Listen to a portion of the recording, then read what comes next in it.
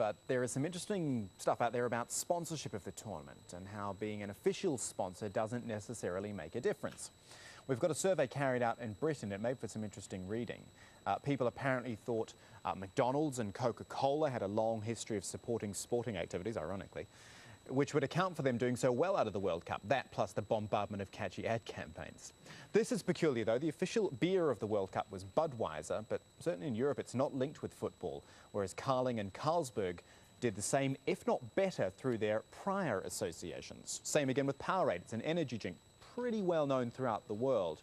And another official sponsor, but British audiences decided rival Lucozade Sport was more associated with the World Cup by more than double.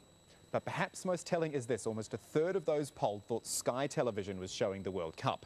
It wasn't. It had no broadcast rights, but because people associate it with football, they ignored the official broadcasters. Let's talk more about this with Alexa Arrowsmith. She is a marketing expert with Engage Research. Alexa, perhaps I'm oversimplifying a bit here, but the sense I'm getting from the survey is that the idea of throwing all your sponsorship eggs into one big one-off basket is actually a flawed idea. Gosh, that's a bold statement, and I probably wouldn't go so far as to say flawed.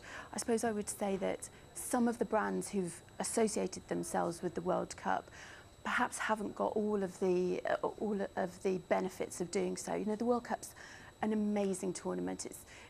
In England, there is so much excitement. People look forward to it for years. And there's ups and downs, there's emotional highs and lows throughout it.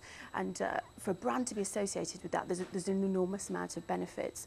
From the study that we did, we found out that some of the brands who had officially associated themselves with that tournament perhaps didn't get all the benefits of some of the brands who were unofficially connected with it, and vice versa. So a lot of mixed responses from people. I think what we did find, which was really interesting, was that when brands have a long-term association with the sport or with sport in general, that's when people can really understand why they have an association with World Cup, and they put those two things together, and that's when those benefits really get transferred. So in other words, a sponsor has really got to respect the consumer, because the consumer seems to be clever enough to realise, or put it this way, not to look at an advertisement for Budweiser or Powerade during the World Cup and go, oh, I'm going to have a Budweiser or a Powerade right now. Exactly. They're increasingly marketing savvy.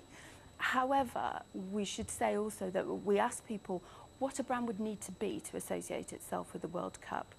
And they said that a brand should be a healthy brand, a sporty brand, perhaps a brand that was targeted at men. Sorry for interrupting you, Alexia. Not necessarily a description that Coca-Cola and McDonald's cashing in big time when they are arguably not the healthiest or sportiest brands in the world. Exactly, yes. They don't really fit that description, neither does Mars, who also did very well out of it. So what that says to us is that marketing can work, and people almost don't mind those brands being associated, so long as their behaviour is true, honest, and they're genuinely supporting those sports, then that's okay. They understand that positioning, and they're happy to be marketed to in that way because they feel that the brand is giving back as well. However, if a brand doesn't really live what it says and behave in that way, then it's not going to work so well. Alexa Arrowsmith there from Engage Research. Thanks, Alexa.